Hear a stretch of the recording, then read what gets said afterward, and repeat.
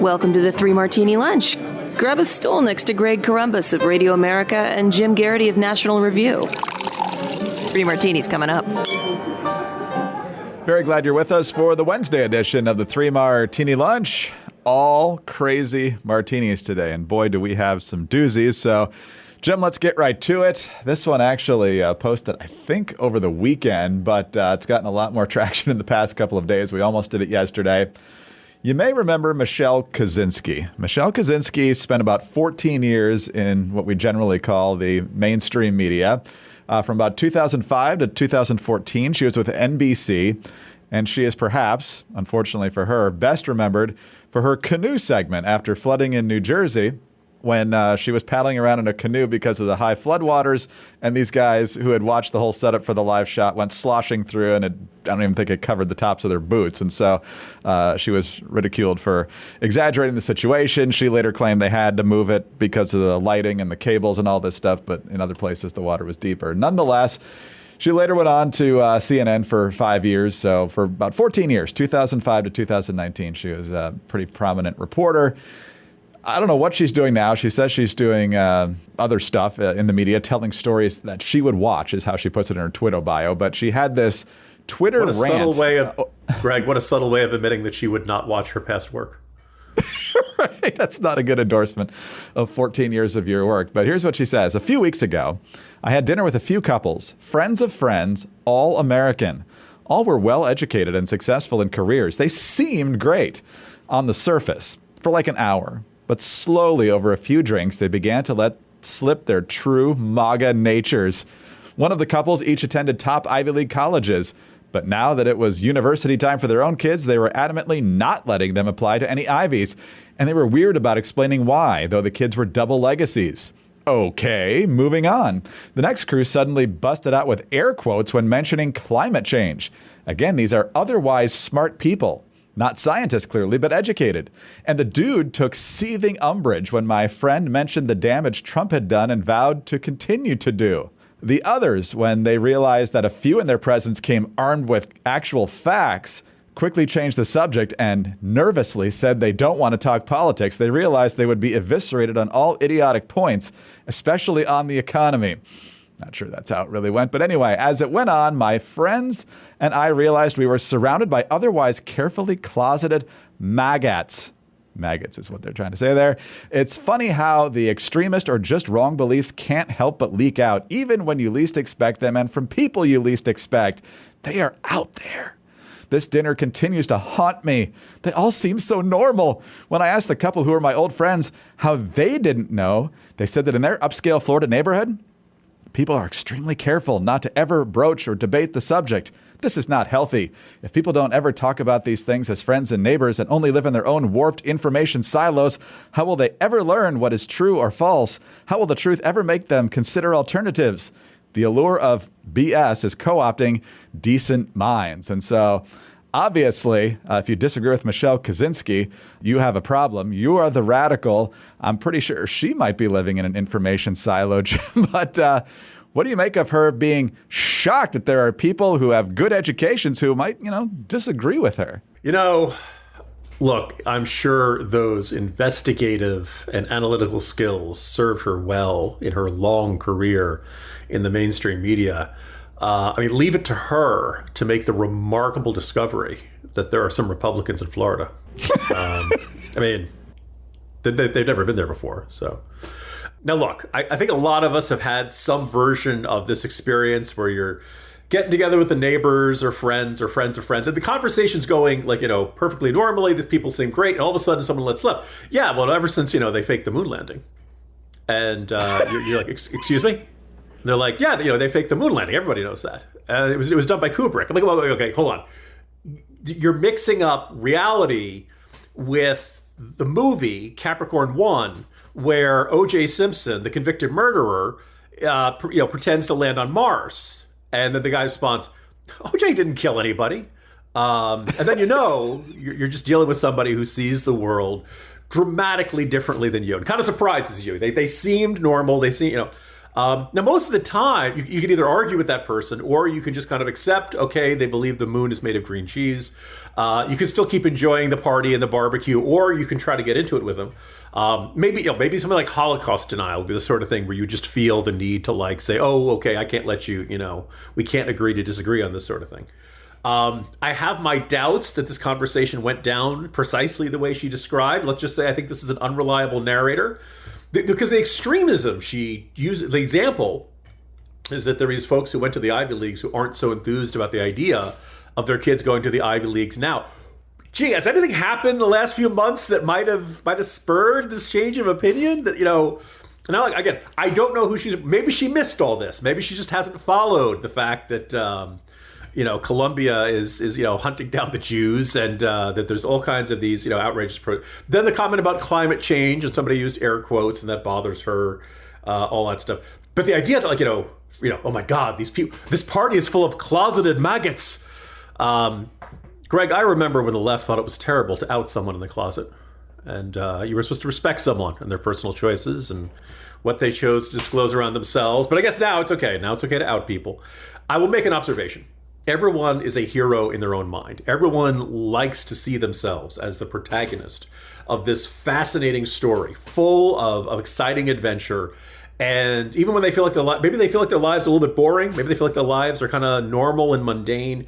Look, most of us have a healthy outlet for this sort of thing by writing spy thrillers in which the main characters are thinly veiled versions of themselves and their closest friends and their spouses. Just say that's one way you could deal with it out there, and pay attention to the guy who runs Fox Plaza in the second book. Anyway, but other people really do look at the world, and their world is full of a shadowy conspiracy in which all of these right-wing fascist sleeper agents are moving among them. It's not that far different from the people who say that alien shapeshifters are walking among us and are constantly trying to jab people or something, or putting on the tinfoil hat. It's not that different.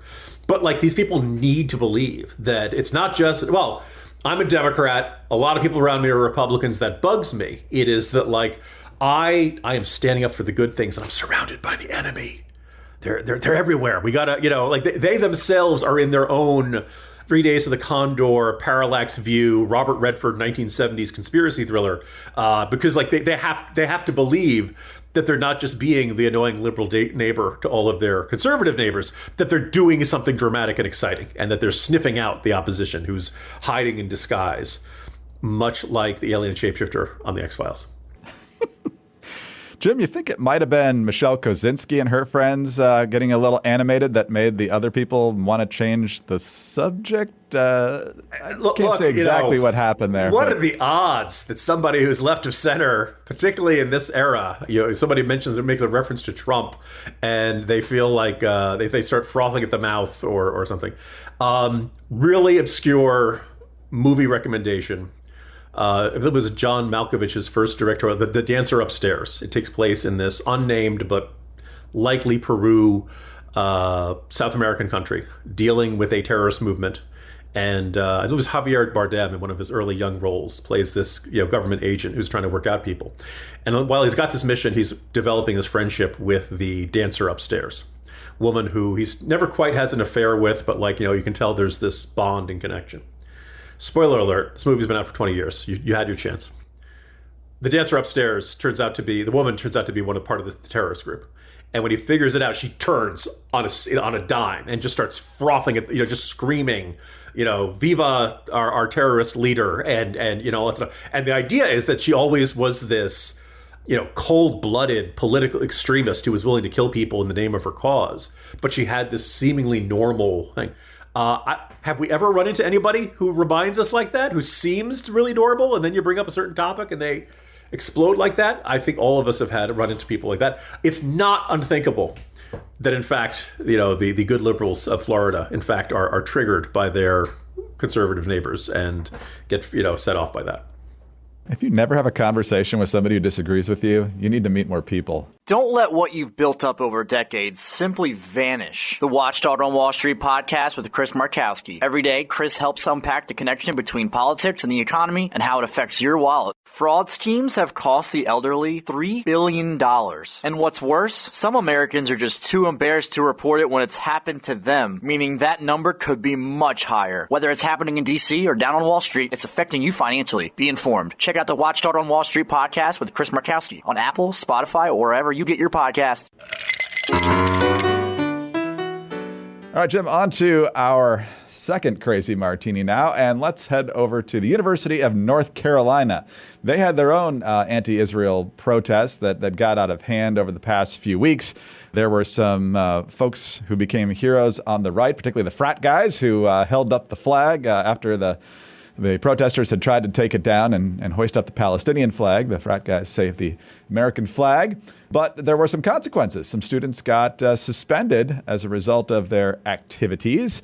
And now some of the faculty who were very much supportive of these protests are coming to bat for these suspended students, and they are now in a bit of a showdown with the University of North Carolina at Chapel Hill. So starting with the Carolina Journal, some UNC students got a message Monday that after a semester of work and a week to go before graduation, they will not be getting some final grades.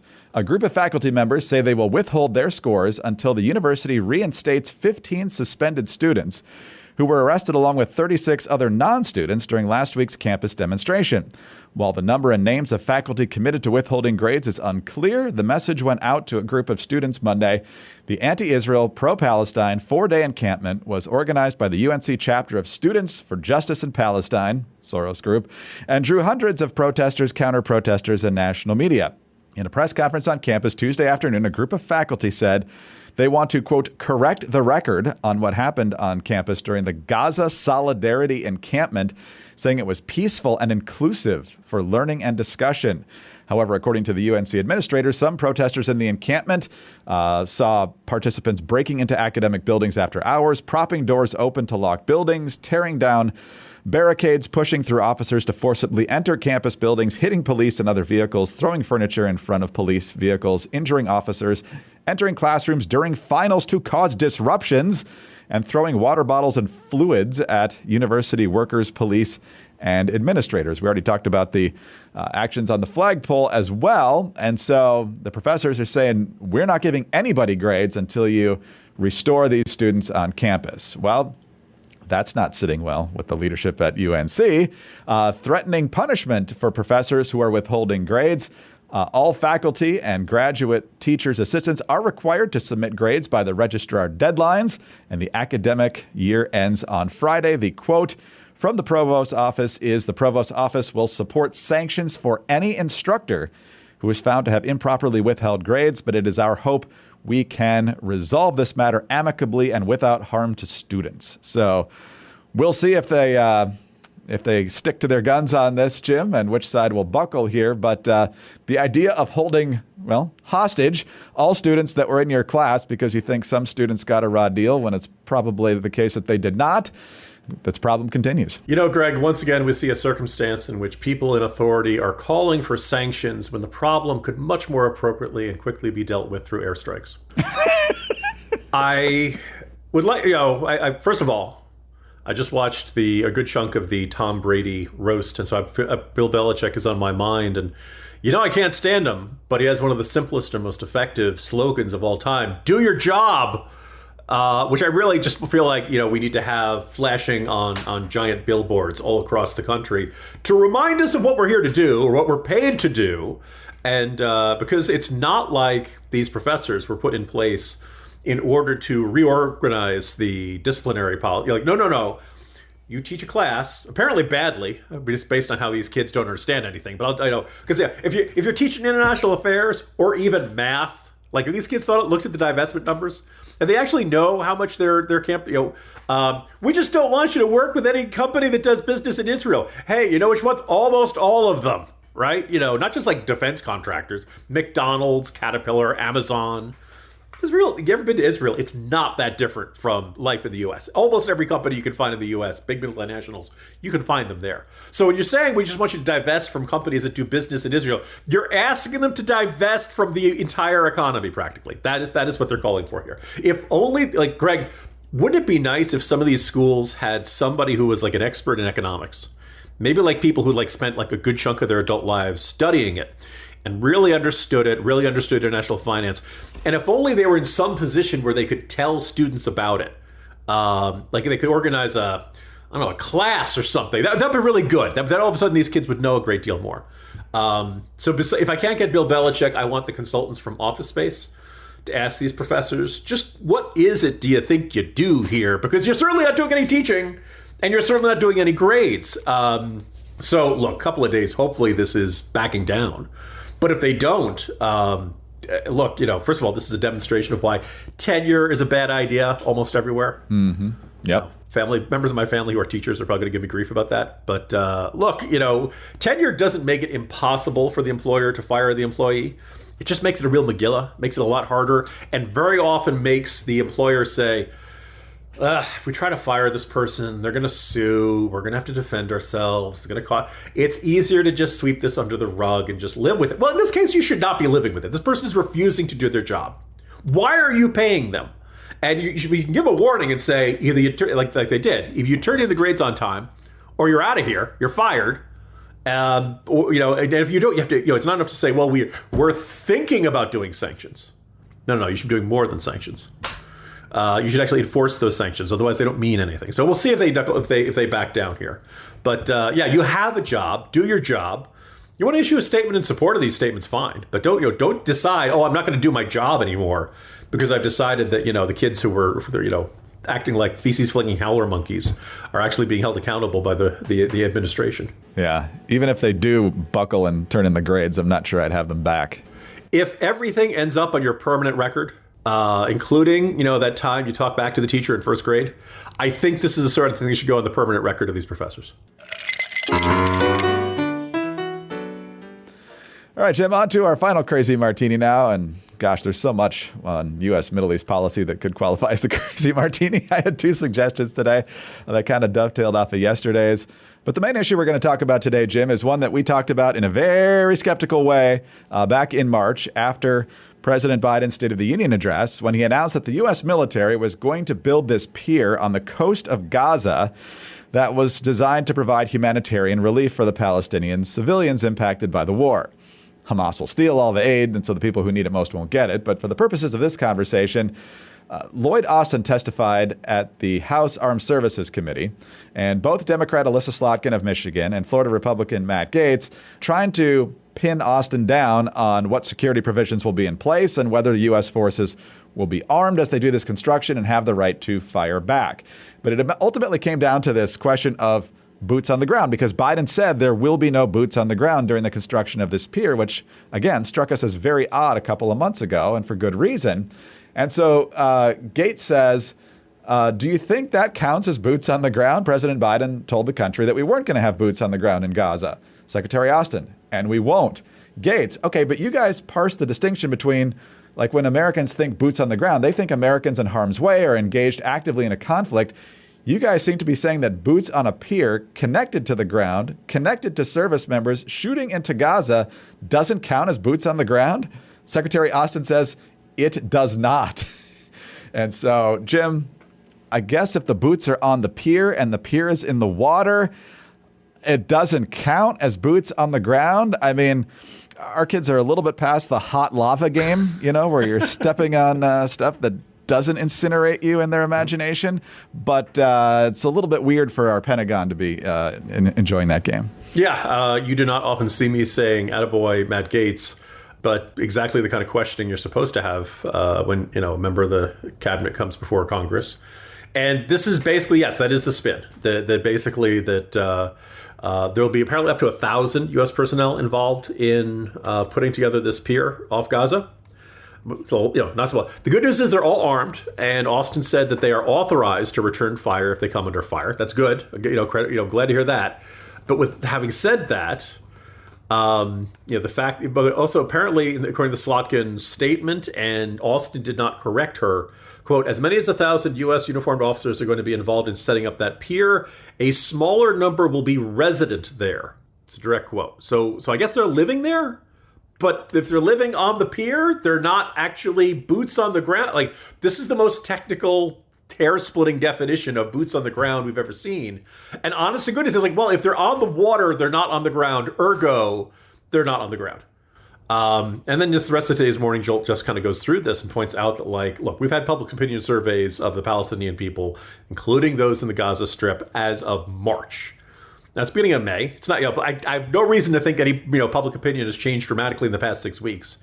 And, almost every Palestinian believes that Israel is committing war crimes. No surprise there. Almost every Palestinian believes that Hamas is not committing war crimes, which is not accurate.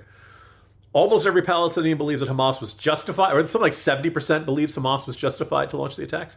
When asked who they blamed for the war, 60-some said Israel. 21% said the U.S.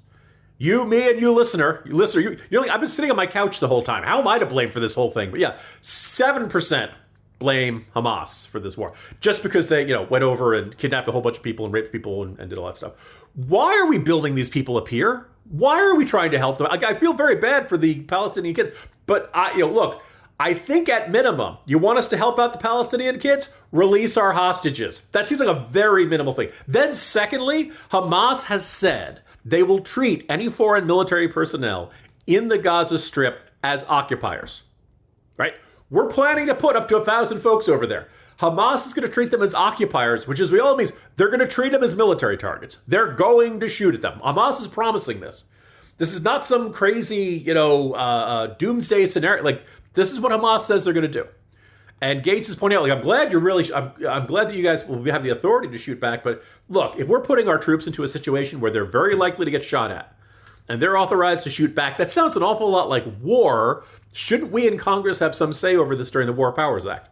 Now, maybe that's a different argument for a different day, but we can all see what's coming here. This looks an awful lot like Lebanon 1983. This looks an awful lot like Somalia 1993.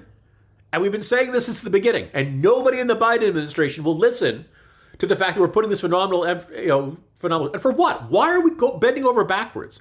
Why are we spending this money? Why are we putting our guys in harm's way for a population that hates us? I know. Biden's got to win Dearborn. Wow. Down note to end the conversation today, but thoroughly crazy from top to bottom. Jim, have a great day. See you tomorrow. Listeners, every once in a while you can see us recognize at the very end of the podcast we should have reversed the order. So if you just cut and splice the audio, you'll have a much more enjoyable time. But you probably needed to know that 20 minutes ago. Anyway, thanks for listening. See you tomorrow, Greg. Jim Garrity of National Review. I'm Greg Columbus of Radio America. Thanks for being with us today. Please subscribe to the podcast if you don't already. Tell your friends about us as well. Thanks also for your 5-star ratings and your kind reviews. Please keep those coming. Get us on your home devices. All you have to say is play 3 Martini Lunch podcast. Follow us both on X. He's at Jim Garrity. I'm at Dateline_DC. Have a great Wednesday. Join us again on Thursday for the next 3 Martini Lunch.